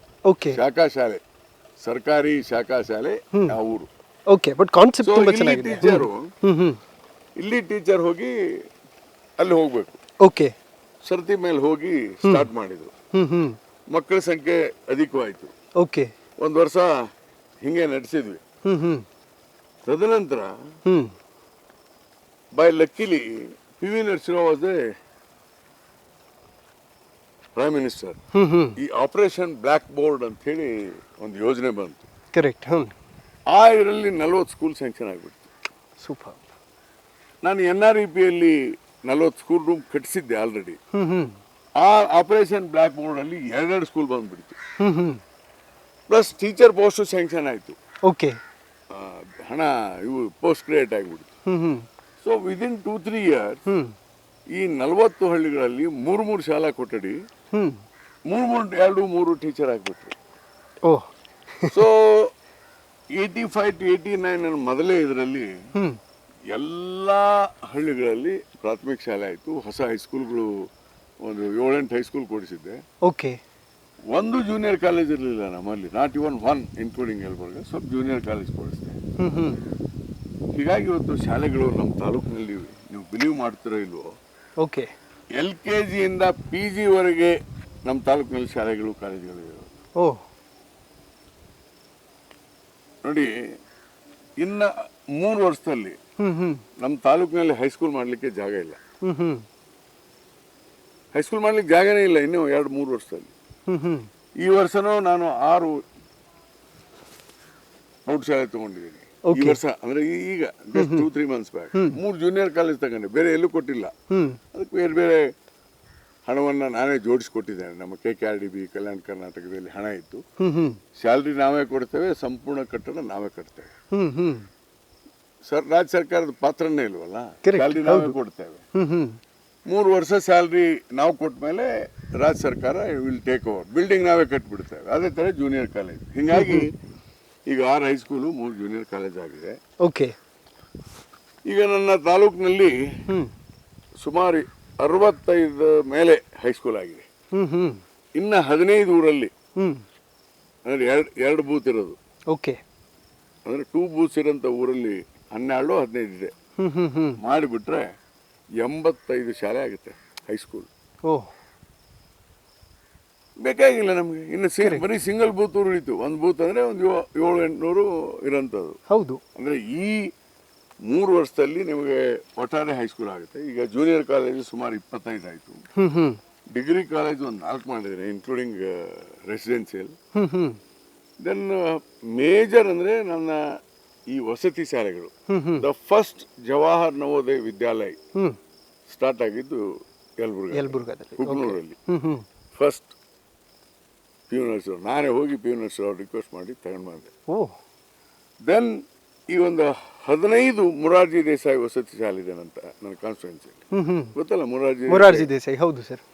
ಹೈಯೆಸ್ಟ್ ಹಾಸ್ಟೆಲ್, ಹೈಯೆಸ್ಟ್ 40-45 ಹಾಸ್ಟೆಲ್ಸ್ ಇದೆ. ಓಕೆ. ಹೀಗಾಗಿ ನಮ್ಮ ಇದರಲ್ಲಿ ಅತಿ ಹೆಚ್ಚಿನ ಶಾಲೆ ಕಾಲೇಜು ಆಗಿದ್ದರಿಂದ ಓಕೆ ಶಿಕ್ಷಣ ಕ್ಷೇತ್ರ ಬಹಳಷ್ಟು ಅಭಿವೃದ್ಧಿ ಆಗಿಬಿಟ್ಟಿದೆ. ಇಂಜಿನಿಯರಿಂಗ್ ಕಾಲೇಜ್ ಇದೆ ನಮ್ಮಲ್ಲಿ. The biggest engineering college of India, biggest engineering college of India. Oh the best skill development center in the country. Best skill development center in the country in my constituency. Okay. Then our government ನಮ್ಮಲ್ಲಿ ITI ಇದೆ ಸರ್ಕಾರಿ. Okay. Polytechnic ಇದೆ, PG centre ಇದೆ, MA MCOM MSc. ಹೀಗಾಗಿ ನಾನು ಅದಕ್ಕೆ ಹೇಳಿದ್ದು ನಿಮಗೆ, LKG ಇಂದ PG ತಾಂತ್ರಿಕ ಶಿಕ್ಷಣ, ಸ್ಕಿಲ್ ಡೆವಲಪ್ಮೆಂಟ್ ಸೆಂಟ್ರು ಇವೆಲ್ಲ ಮಾಡಿದ್ರಿಂದ ಈಗ ಒಂದು ರಾಷ್ಟ್ರೀಯ ಮಟ್ಟದ ಶೈಕ್ಷಣಿಕ ಮಟ್ಟಕ್ಕೆ ನಮ್ಮ ತಾಲೂಕಾ ಇವತ್ತು ಮೇಲೆ ಬರ್ತಾ ಇದೆ. ಹೌದು. ಇದರದ ಫಲ ಎಲ್ಲ ಹೊರಗೆ ಬರಬೇಕಂದ್ರೆ may be in another 5 years. But ಒಳ್ಳೆ ಶಿಕ್ಷಣ ಕ್ರಾಂತಿ ಮಾಡಿದಿರಿ ಸರ್ ಕ್ಷೇತ್ರದಲ್ಲಿ. ಅದನ್ನೇ ಹೇಳಿದ್ದು ನಾನು, ಹೈಯೆಸ್ಟ್ ಇದೆ. ಇದರ ಪೂರ್ತಿ ಫಲ ಸಿಗೋದು ಇನ್ನೊಂದು 5 ವರ್ಷದಲ್ಲಿ ಸಂಪೂರ್ಣವಾಗಿ ಬಂದು will be the top. Hostel, high schools ಎಲ್ಲ ಹೇಳಿದೆ ನಿಮಗೆ. ಕರೆಕ್ಟ್. ಹೌದು. PG ಸೆಂಟರ್, ಇದು ಸ್ಕಿಲ್ ಡೆವಲಪ್ಮೆಂಟ್ ಸೆಂಟರ್, ಅದಕ್ಕೆಲ್ಲ ಇನ್ಫ್ರಾಸ್ಟ್ರಕ್ಚರ್ ಮಾಡಿಕೊಟ್ಟಿದೆ. ನಮ್ಮಲ್ಲಿ ಯಾವುದು ಕೊರತೆ ಇಲ್ಲ. Okay. You can come and see my constituency. ಯಾವ ಕೊರತೆನೂ ಇಲ್ಲ ನಮ್ಮಲ್ಲಿ. ಡೆಸ್ಕು, ಟೇಬಲ್ಲು, ಪೀಠೋಪಕರಣಗಳು ಏನೇನಿದೆ ಹೇಳಿದ್ನ ನಿಮಗೆ. The best engineering college of India ಬೆಂಗಳೂರಿನಲ್ಲಿ ಇಲ್ಲ, ನಮ್ಮಲ್ಲಿ ಇಂಜಿನಿಯರಿಂಗ್ ಕಾಲೇಜ್, ಇದು ಸ್ಕಿಲ್ ಡೆವಲಪ್ಮೆಂಟ್ ಸೆಂಟರ್ ಇಲ್ಲ. ಅದೇ ಥರ ಎಲ್ಲನೂ ಮಾಡಿಕೊಟ್ಟಿದ್ದೇನೆ. ಇದು ಶಿಕ್ಷಣಕ್ಕೆ ಮಾಡಿದ್ದೇನೆ. ಇದೇ ಥರ ಆರೋಗ್ಯ, ರಸ್ತೆ, ಕುಡಿಯೋ ನೀರು, ಎಸ್ಪೆಷಲಿ ಕುಡಿಯೋ ನೀರು. ನಮ್ಮಲ್ಲಿ ನೀರೇ ಇಲ್ಲ underground. Okay. I requested Siddaramaiah, I am thankful to Siddaramaiah. ಕಳೆದ ಸಾರಿ ನಮಗೆ 700 ಕೋಟಿ ಕೊಟ್ಟರು. ನನಗೆ 100 ಕಿಲೋಮೀಟರ್ ದೂರದಿಂದ ಕೃಷ್ಣಾ ನದಿಯಿಂದ ಕುಡಿಯೋ ನೀರು ಬರ್ತಾ ಇದೆ. ಪ್ರತಿ ಒಬ್ಬ ವ್ಯಕ್ತಿಗೆ 85 ಲೀಟರ್ ಫಿಲ್ಟರ್ ವಾಟರ್ ಅವರೇ ಕೊಡಬೇಕು, ಗ್ರಾಮ ಪಂಚಾಯತ್ ಅಲ್ಲ, ಯಾರು ಕಾಂಟ್ರಾಕ್ಟ್ ಮಾಡಿದ ಕಂಪ್ನಿನೇ. ಓಕೆ. ಹೀಗಾಗಿ ಕುಡಿಯೋ ನೀರು, ಆಮೇಲೆ ಕೆರೆ ತುಂಬಿಸೋ ಕೆಲಸ, ಶಾಲೆ, college, best road. Show me one pothole in my constituency. Wow. I think ಈ ತರ ಚಾಲೆಂಜ್ ಟೇಕ್ ರ್ಯಾಂಡಮ್. ನಾನು ಹೇಳೋದು ಈ ತರ ಸಿಮೆಂಟ್ ರಸ್ತೆ ಪ್ರತಿ ಹಳ್ಳಿಗೆ 100%. ಓ, ನಮ್ಮಲ್ಲಿ ಸಿಮೆಂಟ್ ರೋಡ್ ಮಾಡಿ ಇಲ್ಲಿ ಮಾಡಿದ್ದೇನೆ. ಅರ್ಥವಾಯ್ತಲ್ಲ. We have developed infrastructure like this. ಈಗ ಮತ್ತೆ 38 ಕೆರೆಗಳನ್ನು ತುಂಬಿಸಲಿಕ್ಕೆ ಸಿದ್ದರಾಮಯ್ಯನವರು ಆರ್ಡರ್ ಮಾಡಿದ್ದಾರೆ. I am thankful to mister Siddaramaiah and mister DK Shivakumar. Okay. So ಈ ಯೋಜನೆಗಳನ್ನು ಹಿಂಗೆಲ್ಲ ತಗೊಂಡಿದ್ದಾನೆ. ಹೀಗಾಗಿ ಮುಂದಿನ 5 ವರ್ಷಗಳಲ್ಲಿ ಮೂಲಭೂತ ಸೌಕರ್ಯ ಟೋಟಲ್ ಕಂಪ್ಲೀಟ್ ಆಗ್ತದೆ. I have planning is most important. Plan ಮಾಡಿದ್ದೇನೆ, ಅದು ಇಂಪ್ಲಿಮೆಂಟ್ ಆಗ್ತಾ ಇದೆ. ಓಕೆ ಸರ್, ಮೊನ್ನೆ ನೋಡ್ತಾ ಇದ್ವಿ ಕಲಾಪದಲ್ಲಿ ಸ್ಪೀಕರ್ ಅವರಿಗೆ ರೂಲ್ಸ್ ಹೇಳ್ತಾ ಇದ್ರಿ, ಯಾಕೆ ಆ ಪ್ರಸಂಗ ಬಂತು ಅಂತ? ಇಲ್ಲ, ನಾನೇನು ಸ್ಪೀಕರ್ ಅವರು ರೂಲ್ಸ್ ಅವ್ರಿಗೆ ಗೊತ್ತಿಲ್ಲ ಅಂತ ನಾನೇನು ಹೇಳಲಿಲ್ಲ. ಏನಾಗಿದೆ, ಸದನದಲ್ಲಿ ಮಾತನಾಡುವಂಥ ಸಂದರ್ಭದಲ್ಲಿ ಸದನದ ನಿಯಮಾವಳಿ ಪುಸ್ತಕ ಇದೆ, ನಮ್ಮದೇ ಆದಂಥ ಕರ್ನಾಟಕ ಬಿಸ್ನೆಸ್ ರೂಲ್ಸ್ ಇದೆ. ಹೌದು. ಮತ್ತು ಈ ಸಂಸದೀಯ ವ್ಯವಸ್ಥೆಯಲ್ಲಿ ಯಾವ ಥರ ನಾವು ಸದಸ್ಯರು, ಮಂತ್ರಿಗಳು, ಮುಖ್ಯಮಂತ್ರಿಗಳು, ಪ್ರಧಾನಮಂತ್ರಿಗಳು ಹೇಗೆ ಮಾತಾಡಬೇಕು, ಹೇಗೆ ನಡ್ಕೋಬೇಕು ಅನ್ನೋದಕ್ಕಾಗಿ ಕೇಂದ್ರದಲ್ಲಿ ಹಿಂದೆ ಮಾಲ್ವನ್ಕರ್ ಅವರು ಸ್ಪೀಕರ್ ಆಗಿದ್ದಾಗ ಒಂದು ಪುಸ್ತಕವನ್ನು ಬರೆಸಿದ್ದಾರೆ, ಕೌಲ್ ಅಂಡ್ ಶಕ್ತರ್ ಅಂತ ಹೇಳಿ. ಕೌಲ್ ಅಂಡ್ ಶಕ್ತರ್ ಆಥರ್ಸ್ ಅವರು. ಅದನ್ನ ನಾವು ಕೋಟ್ ಮಾಡ್ತೇವೆ, will quote in the house. ನೋಡಿ ಏನೇನು ಮಾತಾಡಬೇಕು, ಹೇಗೆ ಮಾತಾಡಬೇಕು, ಏನು ಸಂದರ್ಭದಲ್ಲಿ ಏನು ಮಾಡಬೇಕು ಅಂತ ಹೇಳಿದ್ದಾರೆ. ಅದೇ ಥರ ನಮ್ಮದು ಕರ್ನಾಟಕ ಬಿಸಿನೆಸ್ ರೂಲ್ಸ್ ಇದೆ. ಏನಾಗುತ್ತೆ, ನಮ್ಮ ಸದಸ್ಯರು ಭಾವನಾತ್ಮಕವಾಗಿ ಒಂದು ಸಾರಿ ಏನೇನೋ ಮಾತಾಡ್ತಾರೆ, ಕರೆಕ್ಟ್, ಸಮಯದ ಪರಿಪಾಲನೆ ಮಾಡಲ್ಲ, ಏನೋ ಒಂದು ಹೇಳ್ಕೊಂಡು ಹೋಗ್ತಾರೆ. ಹೀಗಾಗಿ ಕೆಲವು ಸದಸ್ಯರಿಗೆ ಕಾನೂನುಗಳು ತಿಳುವಳಿಕೆ ಇರೋದಿಲ್ಲ. ಕರೆಕ್ಟ್. ಹೀಗಾಗಿ ನಾನು ಮೊನ್ನೆ ನನಗೆ ಅನುಭವ ಇರೋದ್ರಿಂದ ಸ್ಪೀಕರ್ ಅವ್ರಿಗೆ ಗೊತ್ತಿರುತ್ತೆ. ಆದರೆ ಸ್ಪೀಕರ್ ಅವರು ಪಾಪ ಸದಸ್ಯ ಮಾತಾಡ್ಲಿ ಅಂತ ಬಿಟ್ಬಿಟ್ಟಿರ್ತಾರೆ. ಆಗಬಾರ್ದು ಅನ್ನೋದಕ್ಕಾಗಿ ನಮ್ಮ ಬುಕ್ಸ್ ಅನ್ನ ಓಕೆ ನಿಯಮಾವಳಿಗಳನ್ನ ಕೋಟ್ ಮಾಡ್ತೇವೆ. ವಿಶೇಷ ಅರ್ಥ ಏನಿಲ್ಲ, ನನಗೆ ಕಾನೂನು ಗೊತ್ತಿದೆ ಅಂತಲ್ಲ, ಎಲ್ಲರಿಗೂ ಗೊತ್ತಿರುತ್ತೆ. ಅದು ಯಾರು ಪರಿಪಾಲಿಸ್ಬೇಕಲ್ಲ, ಹೌದು, ಅದನ್ನ ನೆನ್ಪು ಮಾಡಿಕೊಟ್ಟೆ ಅಷ್ಟೇ. ಸರ್, ಇನ್ಫ್ಯಾಕ್ಟ್ ನಾವು ಎಷ್ಟೇ ಒಳ್ಳೆ ಕೆಲಸ ಮಾಡಿದ್ರು ಯಾವುದೋ ಒಂದು ಸಣ್ಣ ಪುಟ್ಟ ಮಿಸ್ಟೇಕ್ ಅನ್ನ ತುಂಬಾ ದೊಡ್ಡದಾಗಿ ತೋರಿಸುವಂತ ಪ್ರಯತ್ನಗಳು ನಡೀತಾ ಇರುತ್ತೆ. ನಿಮ್ಮ ವಿಚಾರದಲ್ಲೂ ಕೂಡ ಆಗಿರುತ್ತೆ. ಒಂದು ಸತಿ ಬಾಗಿನ ಅರ್ಪಿಸೋ ಟೈಮಲ್ಲಿ ಚಪ್ಪಲಿ ಹಾಕೊಂಡು ಬಾಗಿನ ಅರ್ಪಿಸ್ಬಿಟ್ರು ಅಂತ ಹೇಳಿ ದೊಡ್ಡ ಸುದ್ದಿ ಮಾಡಿಬಿಟ್ಟಿದ್ರು. ಆ ಥರದ ಇನ್ಸಿಡೆಂಟ್ಗಳನ್ನು ಹೇಗೆ ತಗೋತೀರಿ? ಇವೆಲ್ಲ ಜನರ ಧಾರ್ಮಿಕ ಭಾವನಾತ್ಮಕ ವಿಚಾರಗಳು. ಕರೆಕ್ಟ್. ಅವರವ್ರ ಇದಕ್ಕೆ ಹೀಗಾಗಿ ಅವ್ರವ್ರಿಗೆ ತಿಳಿದಂಗೆ ಅವ್ರು ಮಾಡ್ತಾರೆ. ಈಗ ಬಾಗಿನ ಅರ್ಪಿಸ್ಬೇಕಾದ್ರೆ ಚಪ್ಪಲಿ ಬಿಡಬೇಕು ಅಂತ ಏನು ಇಲ್ಲ. ಓಕೆ. ಅದರಲ್ಲಿ ಎಸ್ಪೆಷಲಿ ಒಂದೊಂದು ಧರ್ಮ ಒಂದೊಂದು ತರ. ಈಗ ನಾವು ಲಿಂಗಾಯತರಪ್ಪ, ಲಿಂಗಾಯತನು ವೀರಶೈವ ಇರ್ಬೋದು, ವೀರಶೈವ ಲಿಂಗಾಯತ ಧರ್ಮ ಇರ್ಬೋದು, ಈ ಪರಿಪಾಲನೆ ನಾವೇನ್ ಮಾಡಲ್ಲ. ಈಗ ವೈದಿಕ ವ್ಯವಸ್ಥೆಯಲ್ಲಿ ಬೇರೆ ತರ ಇದೆ. ವೈದಿಕ ವ್ಯವಸ್ಥೆಯಲ್ಲಿ ಹಲವಾರು ಕಟ್ಟುಪಾಡುಗಳು ಬಹಳಷ್ಟಿದಾವೆ. ಕರೆಕ್ಟ್. ಲಿಂಗಾಯತರಲ್ಲಿ ಹಂಗಿಲ್ಲ, ಬಹಳ ಪ್ರಾಕ್ಟಿಕಲ್. ಹುಟ್ಟು ಸಾವು ಬಗ್ಗೆ ಅಷ್ಟು ತಲೆ ಕೆಡ್ಸ್ಕೊಳ್ಳಲ್ಲ ಲಿಂಗಾಯತ ಧರ್ಮದಲ್ಲಿ. ಇದು ಸಹಜ ಪ್ರಕ್ರಿಯೆ, ಇದಕ್ಕೇನಂತ ಮಹತ್ವ ಕೊಡಲ್ಲ. ಆಮೇಲೆ ಪೂಜೆ ಪುನಸ್ಕಾರಗಳನ್ನ ನಿಮ್ಮ ಪೂಜೆನ ನಿಮ್ಮ ಮನಸ್ಸನ್ನೇ ಮಾಡ್ಕೋಬೇಕೇ ಹೊರತು ಎಲ್ಲಿ ಮಾಡೋದ್ರಿಂದಲ್ಲ. ನೀವು ಮಾಡಬೇಕಾದದ್ದು ಮೂರೇ ಒಳ್ಳೆ ಕೆಲಸ ಅಂದ್ರೆ ಸತ್ಯ ಮಾತಾಡಬೇಕು, ಓಕೆ, ಇನ್ನೊಬ್ಬರಿಗೆ ಹಿಂಸೆ ಕೊಡಬಾರ್ದು, ಇನ್ನೊಬ್ಬರಿಗೆ ಮೋಸ ಮಾಡಬಾರ್ದು. ಇಷ್ಟು ಮಾಡಿಬಿಟ್ರೆ ನಿಮ್ಗೆ ಯಾವುದೇ ಇದಿಲ್ಲ. ಇದನ್ನ ನಾವು ನಂಬ್ಕೊಂಡಿರೋರು. ಅದಕ್ಕೆ ನೀವು ಚಪ್ಪಲಿ ಹಾಕೊಂಡು ಬಾಗಿನ ಅರ್ಪಿಸ್ತಿದ್ರಿ, ಇದನ್ನ ಮಾಡಿದ್ರಿ. ಅವೆಲ್ಲ ನೋಡಿ, ಎಲ್ಲೋ ಇದಕ್ಕೆ ಹೋಗಿರ್ತೀರಿ ನದಿ ಹತ್ರ, ಈ ಚಪ್ಪಲಿ ಬಿಟ್ಟಾಗ ಎಲ್ಲೋ ಮುಳ್ಳು ಚುಚ್ಚು ಏನಾಯ್ತು, ಏನು ಸಮಸ್ಯೆಗಳಾಗ್ತದೆ. ಅದಕ್ಕಾಗಿ ಅಷ್ಟಮಾತ್ರವಾಗಿ ದೇವ್ರ ಮನೆಗೆ ಹೋಗ್ತಾ ಇದ್ರೆ ಮನೆಯಲ್ಲಿ ಚಪ್ಪಲಿ ಹಾಕೊಂಡು ಹೋದ್ರೆ ಅದು ಏನೋ ಧಾರ್ಮಿಕವಾಗಿ ತಪ್ಪು. ಇಲ್ಲೆಲ್ಲ ನದಿ ದಂಡಿಗೆ ಹೋದಾಗ ಅಲ್ಲೇನೋ ಮುಳ್ಳು ಚುಚ್ಚಿದ್ರೆ ಏನ್ ಮಾಡ್ತೀರಿ? ಏನೋ ಡಯಾಬಿಟಿಕ್ ಇರ್ತೇವೆ, ಇದಿರ್ತೇವೆ, ಅದಕ್ಕೆ ಮತ್ತೊಂದು 2 ತಿಂಗಳು ಇದು ಮಾಡೋದು. ಅದಕ್ಕೆ ಹೆಚ್ಚು ಮಾತು ಕೊಡಬಾರ್ದು. ಹೌದು ಸರ್. ಇನ್ಫ್ಯಾಕ್ಟ್ ನೀವು ಮಾಧ್ಯಮಗಳ ಇತ್ತೀಚಿನ ಕಾರ್ಯ ಈ ವೈಖರಿ ಬಗ್ಗೆ ಮಾತಾಡ್ತಾ ಹೇಳ್ತಾ ಇದ್ರಿ, ಯಾಕೋ ಬೇಕಾಗಿರುವಂತ ವಿಚಾರಗಳನ್ನ ಬಿಟ್ಟು ಬೆಳೆದೇ ಇರುವಂತದ್ರ ಬಗ್ಗೆ ಜಾಸ್ತಿ ಕಾನ್ಸಂಟ್ರೇಟ್ ಮಾಡ್ತಾ ಇದ್ದಾರೆ. ಏನು ಬದಲಾವಣೆ ಆಗಬೇಕು ಅಂತ ನಾನು ಹೇಳಲ್ಲ. ಇತ್ತೀಚಿನ ನಮ್ಮ ಸಾಮಾಜಿಕ ರಾಜಕೀಯ ವ್ಯವಸ್ಥೆ ಕರೆಕ್ಟ್ ಕುಲುಷಿತಗೊಂಡಿದೆ. Total political and social life. ಯಾರು ನಾವು ಹೆಚ್ಚು ತತ್ವ ಸೈದ್ಧಾಂತಿಕ ಮೌಲ್ಯಗಳಿಗೆ ಮಹತ್ವವನ್ನು ಕೊಡ್ತಾ ಇಲ್ಲ. ಪ್ರಧಾನಮಂತ್ರಿಯಿಂದ ಹಿಡಿದು ಗ್ರಾಮ ಪಂಚಾಯತಿ ಸದಸ್ಯನವರೆಗೆ ಇವತ್ತು ಈ ಸೈದ್ಧಾಂತಿಕ ಇದು ಹೊರಟೋಗಿದೆ. ಮತ್ತು ಸಾಮಾಜಿಕವಾಗಿ ಕೂಡ ಏನು ಹಿಂದೆ ಹಿರಿಯರಿದ್ರು ಆ ಸೈದ್ಧಾಂತಿಕ ವಿಚಾರಗಳು ಮಾಯ ಆಗ್ತಾ ಇದೆ. ಓಕೆ. ಭ್ರಷ್ಟಾಚಾರ ಜಾಸ್ತಿ ಆಗ್ತಾ ಇದೆ. ಇದಕ್ಕೆ ಜನ ಕಾರಣ ಅಲ್ಲ, ರಾಜಕಾರಣಿಗಳು. ನಾವು ಇಡೀ ವ್ಯವಸ್ಥೆಯನ್ನು ಭ್ರಷ್ಟ ಮಾಡಿದವರು ನಾವು. ಇದರಿಂದ ಏನಾಗಿದೆ, ಇವತ್ತು ರಾಜಕಾರಣ ಇರ್ಬೋದು, ಅಧಿಕಾರಿಗಳಿರ್ಬೋದು, ಮಾಧ್ಯಮ ಇರ್ಬೋದು, ನ್ಯಾಯಾಂಗ ಇರ್ಬೋದು, ಎಲ್ಲಾ ವ್ಯವಸ್ಥೆಯಲ್ಲೂ ಕೂಡ ಕುಲುಷಿತ ವಾತಾವರಣ ನಿರ್ಮಾಣ ಆಗಿದೆ. ಕರೆಕ್ಟ್. ಭ್ರಷ್ಟರು ಅಂದ ಕೂಡ ಬರೀ ಹಣ ತಿಂದ್ರೆ ಭ್ರಷ್ಟರಲ್ಲ, ಕಾನೂನು ಬಾಹಿರ ಕೆಲಸ ಮಾಡಿದ್ರು ಭ್ರಷ್ಟ ವ್ಯವಸ್ಥೆನೆ. The meaning of corruption means not only money, the meaning of corruption means illegal activities. Okay. ಹೀಗಾಗಿ ಏನಾಗಿದೆ, ಮೌಲ್ಯಗಳ ಕುಸಿತ ಇದೆಲ್ಲ ಆದ್ರಿಂದ ಇವತ್ತು ಸದನದಲ್ಲಿ ನಮ್ಮ ರಿಪೋರ್ಟರ್ಸು ಅವರು ಸ್ಟಡಿ ಮಾಡಲ್ಲ, ಇವರು ಸ್ಟಡಿ ಮಾಡಲ್ಲ, ಯಾರು ತಿಳ್ಕೊಂಡು ಮಾತಾಡೋದಿಲ್ಲ. ಕರೆಕ್ಟ್. ಸಿಕ್ಕ ಬಾಯಿ ಬಂದದ್ದು ಮಾತಾಡ್ತಾರೆ.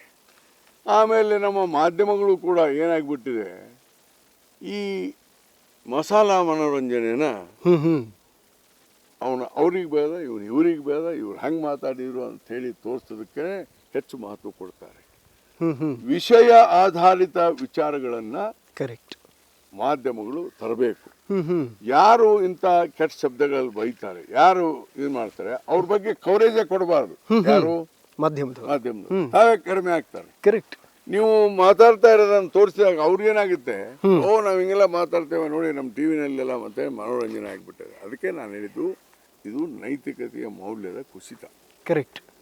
ಇದು ಬದಲಾವಣೆ ಆಗಬೇಕಾದ್ರೆ ಮಾಧ್ಯಮದ ಪಾತ್ರ ಬಹಳ ದೊಡ್ಡದು. ಇಂಥವನ್ನ ಬಿಟ್ಟು ವಿಷಯ ಆಧಾರಿತ ಅಭಿವೃದ್ಧಿಯ ವಿಚಾರಗಳನ್ನ ಮಾತನಾಡುವಂತ ವ್ಯಕ್ತಿಗಳನ್ನ ಹೆಚ್ಚು ಪರಿಚಯ ಮಾಡಿಕೊಟ್ರೆ ಅನುಕೂಲ ಆಗ್ತದೆ.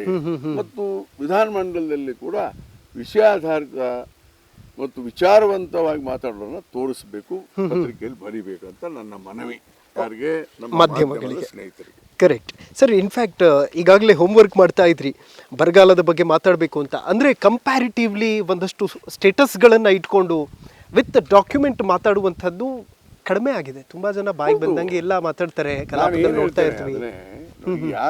ಯಾರು MLAಗಳು ಗೊತ್ತಿಲ್ಲ ಅಂತಲ್ಲ, ಎಲ್ಲರೂ ಬುದ್ಧಿವಂತರೇ ಇದ್ದಾರೆ, ಗ್ರಾಜುಯೇಟ್ಸ್ ಇದ್ದಾರೆ. ಹೋಮ್ವರ್ಕ್ ಮಾಡಬೇಕು. ಹೋಮ್ವರ್ಕ್ ಮಾಡುವ ಪದ್ಧತಿ ಕಮ್ಮಿ ಆಗಿದೆ ನೋಡಿ. ಶಾಸಕರ ಅಂದ ತಕ್ಷಣ ಸುಮ್ಮನೆ ವಿಧಾನಸಭೆಯಲ್ಲಿ ಏನೇನೋ ವಿಚಾರಗಳು ಮಾತಾಡೋದಲ್ಲ. ನಾನು ಅದಕ್ಕೆ ಹೇಳಿದ್ದು ವಿಷಯಾಧಾರಿತವಾಗಿ ಹೋಮ್ವರ್ಕ್ ಮಾಡಿ, ಹೆಂಗೆ ಸ್ಟೂಡೆಂಟ್ಸ್ ಎಕ್ಸಾಮ್ಗೆ ಹೋಗ್ತಾರಲ್ಲ ಹಂಗೆ ನಾವು ಹೋಮ್ವರ್ಕ್ ಮಾಡಿ ಹೋಗ್ಬೇಕು. ಅದಕ್ಕೆ ನಾನು ನಾಳೆ ಬರಗಾಲದ ಬಗ್ಗೆ ಮಾತಾಡ್ಲಿಕ್ಕೆ ರಿಕ್ವೆಸ್ಟ್ ಮಾಡಿದ್ದೀನಿ ಯಾರನ್ನ, ಅಧ್ಯಕ್ಷರು. ಅದಕ್ಕೆ ಸ್ವಲ್ಪ ಹೋಮ್ವರ್ಕ್ ಮಾಡ್ತಾ ಇದ್ದೆ, ನೀವು ಬಂದಿದ್ರಿ. ಸೊ ನಮಗೆ ಏನು ಅನ್ಯಾಯ ಆಗಿದೆ ಕರ್ನಾಟಕಕ್ಕೆ ಕೇಂದ್ರ ಸರ್ಕಾರದಿಂದ, ಬೇರೆ ಬೇರೆ ರಾಜ್ಯಗಳ ಪರಿಸ್ಥಿತಿ ಏನಿದೆ, ಅಲ್ಲಿ ನೀರಾವರಿ ಇದೆ, ಇಲ್ಲೇನು ಡ್ರೌಟ್ ಇದೆ, ಇಲ್ಲಿ ಹವಾಮಾನ ಏನು, ಯಾವ ತರ ಹಣ ಕೊಡ್ತಾರೆ, ಎಲ್ಲ ವಿಚಾರಗಳನ್ನ ನಾಳೆ ನಾನು ವಿಧಾನಸಭೆಯಲ್ಲಿ ಮಾತಾಡ್ತಾ ಇದ್ದೀನಿ. ಓಕೆ ಸರ್, JDS ಅಲ್ಲಿದ್ದವರು ಕಾಂಗ್ರೆಸ್ಸಿಗೆ ಯಾಕೆ ಬಂದ್ರಿ ಅಂತ? ನೋಡಿ, ನಾನು JDS ಅಲ್ಲಿ ಇರ್ಲಿಲ್ಲ, ಜನತಾ ದಳದಲ್ಲಿ. ಜನತಾ ದಳ, JDS ಮೀನ್ಸ್ ದೇವೇಗೌಡರ ಪಾರ್ಟಿ. ನಾನು ದೇವೇಗೌಡರ ಜೊತೆ ಹೋಗ್ಲಿಲ್ಲ. ಓಕೆ. ನಾನು ರಾಮಕೃಷ್ಣ ಹೆಗಡೆ, ಬೊಮ್ಮಾಯಿ, ಜಯಂತ್ ಪಟೇಲ್ ಜೊತೆಗಿದ್ದೆ. 2004ರಲ್ಲಿ ನಾನು ಜನತಾದಳದ ಮಹಾಪ್ರಧಾನ ಕಾರ್ಯದರ್ಶಿ ಆಗಿದ್ದೆ. ಮಹಾಪ್ರಧಾನ ಕಾರ್ಯದರ್ಶಿ, ಸೆಕ್ರೆಟರಿ ಜನರಲ್ ಆಫ್ ಸ್ಟೇಟ್. ನಮ್ಗೆ ಏನಾಯ್ತು, ಈ ಕೃಷ್ಣ ಬೈರೇಗೌಡ ತಂದೆ ಬೈರೇಗೌಡರು ನಮ್ಮ ಅಧ್ಯಕ್ಷರು, ಅವರು ಅಕಾಲಿಕ ಮರಣ. ನಾಗೇಗೌಡರು ಅಧ್ಯಕ್ಷರಾದ, ಅವ್ರದ್ದು ಅಕಾಲಿಕ ಮರಣ. ನಮ್ಮ ಲೀಡರ್ ರಾಮಕೃಷ್ಣ ಹೆಗಡೆ ಅವರ ನಿಧನ, JH ಪಟೇಲ್ರು ನಿಧನ. ಇವೆಲ್ಲ ಒಂದು ವಿದಿನ್ 1 year ಆಲ್ ಲೀಡರ್ಸ್ ನಿಧನರಾಗ್ಬಿಟ್ರು. ನಮ್ಮ ಪಾರ್ಟಿ ಒಡೆದು ಹೋಯ್ತು. ಆವಾಗ ನಮ್ಮ ಮುಂದಿದ್ದಂತ ಆಯ್ಕೆ ಆಲ್ರೆಡಿ ಬಿಜೆಪಿ ಮೇಲ್ ಬರ್ತಾ ಇತ್ತು, because of the collapse of the Janata Dal in the national level. ನಮ್ಮ ಮುಂದೆ ಆಯ್ಕೆ ಐದರ್ ಬಿಜೆಪಿಗೆ ಹೋಗ್ಬೇಕು, ಇಲ್ಲ ಕಾಂಗ್ರೆಸ್ಗೆ ಹೋಗ್ಬೇಕು. ಹೌದು. ದೇಶಪಾಂಡೆ ಕೆಲವು ಜನ ಎಲ್ಲ ಬಿಟ್ಟು ಹೋಗ್ಬಿಟ್ಟಿದ್ರು ಆಲ್ರೆಡಿ ಕಾಂಗ್ರೆಸ್ಗೆ, ಯಾವಾಗ 99 ಈ ಎಲ್ಲ ಲೀಡರ್ಗಳು ನಿಧನರಾದ್ರಿಂದ ಆಮೇಲೆ ಬೊಮ್ಮಾಯಿ ಅವರು ವಯಸ್ಸಾಗಿ ಮನೆ ಕೂತ್ಬಿಟ್ರು, ಅವ್ರಿಗೆ ಬರುವಂತ ಪರಿಸ್ಥಿತಿಯಲ್ಲಿರಲಿಲ್ಲ. ದೇವೇಗೌಡರ ಜೊತೆಗೆ ನಾವು ಹೋಗಕ್ಕಾಗ್ತಿರಲಿಲ್ಲ. ದೇವೇಗೌಡರು ಫ್ಯಾಮಿಲಿ ಬಿಟ್ರೆ ಇದೇ ಇಲ್ಲ. ಇಂಥ ಪರಿಸ್ಥಿತಿಯಲ್ಲಿ ಸ್ವಲ್ಪ ಈ ಅಭಿವೃದ್ಧಿ, ರಾಜಕೀಯ ಮೌಲ್ಯಗಳು, ಸಾಮಾಜಿಕ ವ್ಯವಸ್ಥೆಯಲ್ಲಿ ಬಿಜೆಪಿಗೆ ಹೋಗ್ಬೇಕು, ಕಾಂಗ್ರೆಸ್ಗೆ ಹೋಗ್ಬೇಕು ಅನ್ನೋಂಥ ಸಂದರ್ಭದಲ್ಲಿ SM ಕೃಷ್ಣರವರು ಮತ್ತು ದೇಶಪಾಂಡೆ ಅವರು ನಮ್ಮನ್ನ ಕಾಂಗ್ರೆಸ್ಸಿಗೆ ಆಹ್ವಾನಿಸಿದರು. ಬಿಜೆಪಿ ಅವರು ನಮ್ಮನ್ನು ಆಹ್ವಾನಿಸಿದ್ರು, ಇವನ್ ಯಡಿಯೂರಪ್ಪನವರು. ಆದ್ರೆ ನಾವು ಆಲ್ರೆಡಿ ತೀರ್ಮಾನ ತೆಗೆದುಕೊಂಡ್ಬಿಟ್ಟಿದ್ವಿ, ನಾವೆಲ್ಲ 14-15 ಜನ, ಇವನ್ ಇನ್ಕ್ಲೂಡಿಂಗ್ MP ಪ್ರಕಾಶ್, ನಾವೆಲ್ಲ. ಹೀಗಾಗಿ ನಾವು ಕಾಂಗ್ರೆಸ್ಗೆ ಬರ್ಲಿಕ್ಕೆ ಕಾರಣ ಆಯ್ತು. ಓಕೆ ಸರ್, ಸಿದ್ದರಾಮಯ್ಯ ಅವರಿಗೆ ಪತ್ರ ಕೂಡ ಬರೆದಿದ್ರಿ ಅಧಿಕಾರಿಗಳ ವಿಚಾರವಾಗಿ, 2 ಪತ್ರಗಳು. ಏನದು ವಿಚಾರ ಅಂತ? ನೋಡಿ, ಸಿದ್ದರಾಮಯ್ಯನವರು ಮೊನ್ನೆ ಮೇ ಕೊನೆ ವಾರದಲ್ಲಿ ಮುಖ್ಯಮಂತ್ರಿಗಳಾದರು. June 1 ಮುಖ್ಯಮಂತ್ರಿಗಳಾದರು. ಮಂತ್ರಿಮಂಡಲ ರಚನೆ ಆಯ್ತು. ರಚನೆ ಆದ್ಮೇಲೆ ಒಂದು ತಿಂಗಳ ಹೋಗಿರ್ಬೋದು. 1 ತಿಂಗಳು ಹೋದ್ರೂ ಕೂಡ ಈ ಹೊಸ ಮಂತ್ರಿಗಳು, ಹೊಸ ರಾಜಕೀಯ ಇನ್ನೂ ಬದಲಾವಣೆ ಆಗಿರ್ಲಿಲ್ಲ. ಎಲ್ಲ ಹಳೆ ಇದರಲ್ಲೇ ಅಧಿಕಾರಿಗಳಿದ್ರು. ಹೌದು. ಅದಕ್ಕೆ ಸರಿಯಾಗಿ ನಮ್ಮ ಕೆಲಸ ನಿರ್ವಹಿಸ್ತಾ ಇಲ್ಲ. ಸಚಿವರು ಮತ್ತು ಶಾಸಕರ ನಡುವೆ ಒಳ್ಳೆ ಸ್ಪಂದನೆ ಆಗ್ತಾ ಇಲ್ಲ. ಈ ಹೊಸ ಯುವಕರಾಗಿಬಿಟ್ಟಿದ್ದಾರೆ. ಈಗ ಉದಾಹರಣೆಗೆ ಬೈರೇಗೌಡ ತಂದೆ ಜೊತೆಗೆ ನಾನು 4 ಟರ್ಮ್ MLA ಆದವನು. ಓಕೆ. ಆ ಕೃಷ್ಣನ ಜೊತೆ ಮಾತಾಡುವಾಗ ನಮಗೂ ಸ್ವಲ್ಪ ಇದಿರುತ್ತೆ. ಹೌದು ಹೌದು. ಮಲ್ಲಿಕಾರ್ಜುನ್ ಖರ್ಗೆ ಅವರ ಜೊತೆಗೆ 3-4 ಟರ್ಮ್ MLA ಆಗಿ ಪ್ರಿಯಾಂಕಾ ಜೊತೆಗೆ ನಾನು ಮಾತಾಡಬೇಕು. ಅದೇ ತರ ದಿನೇಶ್ ಗುಂಡೂರಾವ್ ಜೊತೆಗೆ MP ಆಗಿದ್ದವ್ರು ಅಪ್ಪನ ಜೊತೆಗೆ, ಈಗ ಅವ್ರ ಜೊತೆಗೆ ನಮಗೂ ಒಂದು ಸೀನಿಯಾರಿಟಿ ಅದೆಲ್ಲೋ ಒಂದು ಮಾನಸಿಕವಾಗಿ ಇದಿರ್ತದಲ್ಲ, ರೈಟ್ ರಾಂಗ್ ಪ್ರಶ್ನೆ ಅಲ್ಲ, ಹೌದು, ಹಿರಿತನ ಇದು ಅನ್ನೋದು ಇರ್ತದಲ್ಲ. ಸೊ ಅದು ಸ್ವಲ್ಪ ಕಂಫರ್ಟ್ ಅನ್ನಿಸ್ತಿರ್ಲಿಲ್ಲ ನಮಗೆಲ್ಲ, ಕೆಲವು ಜನರಿಗೆ. ಈ ಸಂದರ್ಭದಲ್ಲಿ ಕೆಲವು ಅಧಿಕಾರಿಗಳು ನಮ್ಮ ಮಾತು ಕೇಳ್ತಾ ಇರಲಿಲ್ಲ, ಮಂತ್ರಿಗಳು ಇದಾಗಿರ್ಲಿಲ್ಲ. ಹೀಗಾಗಿ ಹೀಗಾಗಿ ಸ್ವಲ್ಪ ಸಮನ್ವಯತೆ ಬರಲಿ. ಯಾಕಂದ್ರೆ ಸಿದ್ದರಾಮಯ್ಯ ಅವ್ರಿಗೆಲ್ಲ ಹಳುಬರು, ನಮ್ಮ ಜೊತೆಗಿದ್ದಂಥವ್ರು. ಕರೆಕ್ಟ್. ಅವ್ರಿಗೆ ಕೆಲಸ ಮಾಡಿ ಗೊತ್ತಿದೆ, ಹೆಂಗೆ ಸಂಭಾಳಿಸ್ಬೇಕಂತ ಗೊತ್ತಿದೆ. ಹೀಗಾಗಿ ಸಮನ್ವಯ ಕೊರತೆ ಇರೋದ್ರಿಂದ BR ಪಾಟೀಲ್ರು ನನ್ನ ಹತ್ರ ಬಂದು ಒಂದು ಹೇಳಬೇಕಾಗುತ್ತೆ, ಒಂದು ಶಾಸಕಾಂಗ ಪಕ್ಷದ ಸಭೆ ಏನು ತಪ್ಪಿಲ್ಲ ಅಂತ ಬಂದ ತಕ್ಷಣ ನಾನು ಸೈನ್ ಮಾಡಿ ನಾನೇ ಒಂದು 50 ಮಂದಿ ಸಹಿ ಮಾಡಿಸ್ಕೊಟ್ಟೆ. ಓಕೆ. ಶಾಸಕಾಂಗ ಪಕ್ಷದ ಸಭೆ ಕರೆದ್ರು, ಮುಕ್ತವಾಗಿ ಮಾತನಾಡಿದ್ವಿ. ಚೀಫ್ ಮಿನಿಸ್ಟರ್ ಎಲ್ಲರಿಗೂ ಹೇಳಿದ್ರು ಏನ್ ಹಿಂಗ್ ಮಾಡ್ಬೇಕಂತ. ಈಗ ಆಲ್ಮೋಸ್ಟ್ ಈಗ 190% ಸರಿಯಾಗಿದೆ. ಮಾನ್ಯ ಮುಖ್ಯಮಂತ್ರಿಗಳು ಒಂದು 25 ಕೋಟಿ ರೂಪಾಯಿ ಎಲ್ಲ ಶಾಸಕರಿಗೆ ಹೊಸದಾಗಿ ಕೊಡ್ತೀವಿ ಅಂತ ಹೇಳಿದ್ದಾರೆ. ಓಕೆ. ಹೀಗಾಗಿ ಶಾಸಕರ ವಿಧಾನಸಭಾ ಕ್ಷೇತ್ರಕ್ಕೆ ಕೆಲಸಗಳು ಪ್ರಾರಂಭ ಆಗಿದೆ. ಒಳ್ಳೆ ಕೆಲಸ ನಮ್ಮ ಮುಖ್ಯಮಂತ್ರಿ ಮಾಡಿದ್ದಾರೆ. ಈ ಗ್ಯಾರಂಟಿ ಸ್ಕೀಮ್ಗಳು, huge money is going. Correct. ಇವೆಲ್ಲ ನಮ್ಮ ಮುಂದೆ ದೊಡ್ಡ ಸವಾಲುಗಳಿದೆ, ಇವೆಲ್ಲ ನಾನು ತಿಳ್ಕೊಂಡಿದ್ದೇನೆ. ಹೀಗಾಗಿ ಕೆಲಸಗಳನ್ನ ಮಾಡ್ತಾ ಇದ್ದೀನಿ. ಈಗ ನನಗೇನು ವೈಯಕ್ತಿಕವಾಗಿ ನನಗೆ ತೊಂದರೆ ಇಲ್ಲ. ಅಧಿಕಾರಿಗಳು ಕೆಲಸ ಮಾಡ್ತಾ ಇದ್ದಾರೆ. I am very happy with officers, I am very happy with ministers. ಪ್ರಾರಂಭದ ಹಂತದಲ್ಲಿ ಸ್ವಲ್ಪ ಡೆಫಿನೆಟ್ಲಿ ಅಲ್ಲ, ಕರೆಕ್ಟ್, ಹೌದು. ಹೊಸ ಮನೆ ಕಟ್ಟಿದಾಗ ಒಂದು 15 ದಿವಸ ಕಂಫರ್ಟ್ ಇರೋದಿಲ್ಲ. ಕರೆಕ್ಟ್. ಈಗ we are all comfortable. Okay sir, ಯಾವಾಗ ಮಿನಿಸ್ಟರ್ ಆಗ್ತೀರಿ ಅಂತ? ಈ ಟರ್ಮಲ್ಲಿ ಯಾವಾಗ ಮಿನಿಸ್ಟರ್ ಆಗ್ತೀರಿ? ನಾನು ಹೆಂಗೆ ಹೇಳಿ, that question you have to ask the chief minister. Okay. How can I say that I will become a minister? ಆದರೆ ಮೊನ್ನೆ ನನಗೆ ಕರೆದಿದ್ರು, ನೀವು ಯಾರೋ ಅದು ಬೋರ್ಡ್ ಚೇರ್ಮನ್ ತಗೊಳ್ತೀರಾ? ನನ್ನ ಮಂತ್ರಿ ಮಾಡಿದ್ರು. ಓಕೆ, ಹೌದು. I am very happy with the chief minister Siddaramaiah. ಆದರೆ ಬೇರೆ ಬೇರೆ ಕಾರಣಕ್ಕಾಗಿ ಈ ಜಾತಿ ವ್ಯವಹಾರ ಇದು ಬಂದ್ಬಿಡ್ತದೆ ನೋಡ್ರಿ. ಆ ಜಾತಿ, ಆ ಲಿಂಗಾಯತರಲ್ಲಿ ಇವರು, ಈ ಲಿಂಗಾಯತರಲ್ಲಿ ಉಪಜಾತಿ ಅವರು, ಆ ಜಾತಿ ಲೆಕ್ಕಾಚಾರ ವಿಚಾರದಲ್ಲಿ ನನಗೆ ಓದ್ ತಗೊಳ್ಳೋ ಸಂದರ್ಭದಲ್ಲಿ ಡ್ರಾಪ್ ಆಗಿದೆ ನಂದು. That I know it. ಆಗಲಿ, it's okay. It is a political decision. Party has to take a decision. Let him. ನಾನೇನು ಅಸಮಾಧಾನ ಏನಿಲ್ಲ. I am not unhappy. Okay. ಆದರೆ ಸಿದ್ದರಾಮಯ್ಯನವರು ಮೊನ್ನೆ ಸುರ್ಜೇವಾಲಾ ಅವರು ನನ್ನ ಕರೆದ್ರು, ಇವಾಗ ಸೀನಿಯರ್ 8 ಸಲ ಆರಿಸಿ ಬಂದಿದ್ದೀರಿ, ಹೌದು, ಚೇರ್ಮನ್ ಏನಾರ ತಗೊಳ್ಳಿ. ಐ ಸೆಡ್ ನೋ, ಚೇರ್ಮನ್ ಅವಶ್ಯಕತೆ ಇಲ್ಲ. ಚೇರ್ಮನ್ ತಗೊಂಡ್ರೆ ಪರ್ಸನಲ್ ಕಂಫರ್ಟ್ ಇರ್ಬೋದು, ಗಾಡಿ ಇದು. ನಾನು ಆಮೇಲೆ ಸಂಬಳ ತಗೊಳ್ಳಲ್ಲ. ನಾನು today I am not taking salary. ನಾನು ಮಂತ್ರಿ ಆದರೂ ಕೂಡ ನಾನು ಸ್ಯಾಲ್ರಿ ತಗೊಳ್ಳಲ್ಲ.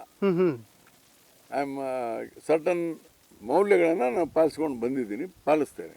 ಓಕೆ. ಹೀಗಾಗಿ ನನಗೇನು ಅವಶ್ಯಕತೆ ಇಲ್ಲ. ಆಮೇಲೆ ನಾನು ಮನೆ ತಗೊಳ್ಳಲ್ಲ, ಮನೆ ಬಾಡಿಗೆ ತಗೊಳ್ಳಲ್ಲ, ನಾನು ಸ್ವಂತ ಮನೆಯಲ್ಲೇ ಇರ್ತೇನೆ ನಾನು. ಓಕೆ. ಆಮೇಲೆ ನನಗೇನು ಭಾಳ ಅಂದ್ರೆ ಒಂದು ಇನೋವಾ ಕಾರ್ ಈ ಥರ ಕೊಡ್ತಾರೆ. ನನ್ನ ಇನೋವಾ ಇದ್ದೇ ಇದೆ.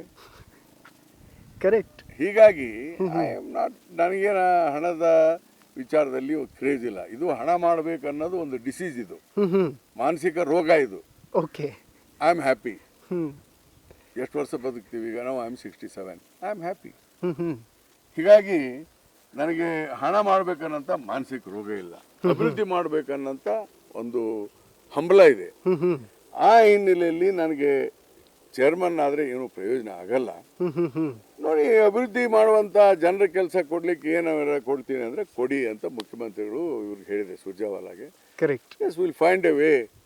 ಅದು ಒಪ್ಕೊಳ್ತೀರಾ ಅಂತ ಕೆಲಸ ಇದ್ರೆ ಓಕೆ, ಐ ವಿಲ್ ಕನ್ಸಿಡರ್ ಅಂತ ಹೇಳಿದ್ದೇನೆ. Wow, amazing. Will sir, finally ಕಾರ್ಯಕ್ರಮದ ಮುಖಾಂತರ ಏನು ಹೇಳೋದಕ್ಕೆ ಇಷ್ಟಪಡ್ತೀರಿ ಜನಕ್ಕೆ? ನೋಡಿ, ಈಗ ಹೊಸ ವಿಧಾನಸಭೆ ಅಂದ್ರೆ 6 ತಿಂಗಳ ಹಿಂದೆ ಚುನಾವಣೆ ಆಗಿದೆ. 6 ತಿಂಗಳಿಂದ ಚುನಾವಣೆ ಆದಾಗ ಇವತ್ತೇನು ನಾವು ಭರವಸೆಗಳನ್ನ ಕೊಟ್ಟಿದ್ವಿ, ಹೌದು, ಆ ಎಲ್ಲ ಭರವಸೆಗಳನ್ನ ಈಡೇರಿಸಬೇಕಾಗ್ತದೆ. ಯಾವುದು ನಮ್ಮ ರಾಜಕೀಯ ಪಕ್ಷ. Siddaramaiah is one of the wonderful chief minister in India. Okay. ನಾನು ಮಂತ್ರಿ ಮಾಡದೇ ಇರಲಿ ಅವರು ಮುಂದೆನೂ ಕೂಡ, ನನಗೆ ಅವ್ರ ಬಗ್ಗೆ ಬೇಜಾರಿಲ್ಲ. Okay. I have all high opinion for him. ಯಾಕಂದ್ರೆ ಜನಪರವಾದಂಥ ಮುಖ್ಯಮಂತ್ರಿ, ಆಮೇಲೆ ಭ್ರಷ್ಟ ರಾಜಕಾರಣಿ ಅಲ್ಲ. ರಾಜಕಾರಣಿಗಳು ಬಹಳ ಭ್ರಷ್ಟರಾಗಿದ್ದಾರೆ ಈ ರಾಜಕೀಯ ವ್ಯವಸ್ಥೆಯಿಂದ, ಯಾರು ಉಳಿದಿಲ್ಲ. ಎಲ್ಲೋ ಒಂದ್ ಕಡೆ ನಾವೆಲ್ಲರೂ ಭ್ರಷ್ಟರಾಗಿದ್ದೇವೆ. We should admit honestly. Okay. ಯಾಕಂದ್ರೆ ಈ ಚುನಾವಣೆ ವ್ಯವಸ್ಥೆಯಿಂದ ಹ್ಮ್ ಚುನಾವಣೆಗೆ ಮೊದಲು ಹಣ ಬೇಕಿಲ್ಲ, ಈ ಚುನಾವಣೆಗೆ ಹಣ ಇಲ್ಲ ನಡೆಯಲ್ಲ. ಈ ಭ್ರಷ್ಟ ವ್ಯವಸ್ಥೆಯಲ್ಲಿ ಕೂಡ ಕೆಲವು ಜನ, ನಾನು, ಸಿದ್ದರಾಮಯ್ಯ, ದೇಶಪಾಂಡೆ, ಪಾಟೀಲ್, ಬೇರೆ ಬೇರೆ ಒಂದಿಷ್ಟು ಜನ ಇನ್ನೂ ಈ ಹಳೆಯ ಸೈದ್ಧಾಂತಿಕ ಮೌಲ್ಯ ವಿಚಾರಗಳ ಬಗ್ಗೆ ಮಾತನಾಡುವಂತ ವಿಚಾರಗಳನ್ನು ನಾವು ಇಟ್ಕೊಂಡಿದ್ದೀವಿ. ಬಹಳ ಜನ ಇದ್ದಾರೆ, ಅದರರ್ಥ ಬೇರೆ ಪಾರ್ಟಿಯಲ್ಲಿ ಬೇರೆ ಇಲ್ಲ ಅಂತ ನಾನು ಹೇಳಲ್ಲ. ಹೌದು. ಅಲ್ಲಿ ರಾಜಕೀಯ ವ್ಯವಸ್ಥೆ ಬಿಜೆಪಿ, ಕಾಂಗ್ರೆಸ್, JDS, ಸ್ವಾರ್ಥ ಮತ್ತು ಹಣ, ಜಾತಿ, ಇದು ನಮ್ಮನ್ನು ಕೊಲ್ತಾ ಇದೆ. ಕರ್ನಾಟಕದಲ್ಲಿ ಅಭಿವೃದ್ಧಿ ಆಗ್ತಾ ಇಲ್ಲ. ಅದಕ್ಕೆ ನಾನು ಅಭಿವೃದ್ಧಿ ವಿಚಾರದಲ್ಲಿ ಮುಖ್ಯಮಂತ್ರಿಗಳಾದಂಥವ್ರು ಕಾಂಗ್ರೆಸ್ ಪಾರ್ಟಿ ಬರೀ ಜಾತಿ ಹಣ ನೋಡ್ದೇನೆ ಅಭಿವೃದ್ಧಿಯ ಚಿಂತನೆ ಮಾಡುವಂತ ವ್ಯಕ್ತಿಗಳನ್ನ ಗುರುತಿಸಿ ಜವಾಬ್ದಾರಿ ಕೊಟ್ರೆ ಹೆಚ್ಚು ಕೆಲಸ ಆಗ್ತದೆ. ಅದೇ ತರ ಫೀಲ್ಡ್ ನಲ್ಲಿರುವಂತ ಜನ ಈ ಭ್ರಷ್ಟ ವ್ಯವಸ್ಥೆಯ ವಿರುದ್ಧ ತಯಾರಾಗಬೇಕು. ಯಾರು ಎಜುಕೇಟೆಡ್ಸ್. ಕರೆಕ್ಟ್. ಹೌದು. ಈಗ ವಿದ್ಯಾವಂತರೇ ಹಣ ತಗೊಂಡು ವೋಟ್ ಹಾಕಿದ್ರೆ ಹೆಂಗ್ ಸಾಧ್ಯ? ಕರೆಕ್ಟ್. ನಮ್ಮ ಸಂವಿಧಾನಕ್ಕೆ ಏನು ಬೆಲೆ ಇದೆ? ಸಂವಿಧಾನದಲ್ಲಿ ಸರಿಸಮಾನತೆ ಇದೆ ಎಲ್ಲರಿಗೂ. ಈಗ ಬರೀ ಕಾಂಟ್ರಾಕ್ಟರ್ಸು, ದೊಡ್ಡ ದೊಡ್ಡ ಬಿಲ್ಡರ್ಸು, ರಿಯಲ್ ಎಸ್ಟೇಟ್ ದಂಧೆ ಮಾಡೋರು, ಇಂಥವ್ರೆ MLA ಆದ್ರೆ ನೀವು ಹೆಂಗೆ ರಾಜಕೀಯ ವ್ಯವಸ್ಥೆ ನಡೆಸ್ತೀರಿ? ಅದಕ್ಕೆ ಎಲ್ಲ ಪೊಲಿಟಿಕಲ್ ಪಾರ್ಟಿ ಒಂದು ವಿಚಾರ ಮಾಡಬೇಕು. ಈ ಜಾತಿ ಹಣದ ರಾಜಕಾರಣವನ್ನು ಬಿಟ್ಟು ಮೌಲ್ಯಾಧಾರಿತ ಅಭಿವೃದ್ಧಿ ಬರ ಚಿಂತನೆ ಮಾಡುವಂತ ಜನಗಳನ್ನ ಗುರುತಿಸಿ ತಂದ್ರೆ ಮಾತ್ರ ಈ ದೇಶಕ್ಕೆ ಭವಿಷ್ಯ ಇದೆ. ಇಲ್ಲದ್ರೆ ಈ ದೇಶಕ್ಕೆ ಖಂಡಿತ ಭವಿಷ್ಯ ಇಲ್ಲ. ಓಕೆ, ಖಂಡಿತ ಭವಿಷ್ಯ ಇಲ್ಲ. ನನಗೆ ಅದು ಐ ಆಮ್ ಬಾದರಿಂಗ್ ಮಚ್. ನಮ್ದು ಆಯ್ತು, ಇನ್ನೊಂದು 2-3 ಟರ್ಮ್ ನಾನು ವಯಸ್ಸಿನ ಇದರಲ್ಲಿ ಆಗ್ಬೋದು. But I am much worrying. Every day we are losing the morality. Every day we are losing the morality. ಅಭಿವೃದ್ಧಿ ಬಗ್ಗೆ ಚಿಂತನೆನೇ ಇಲ್ಲ, ಬರೀ ಜಾತಿ ಹಣ.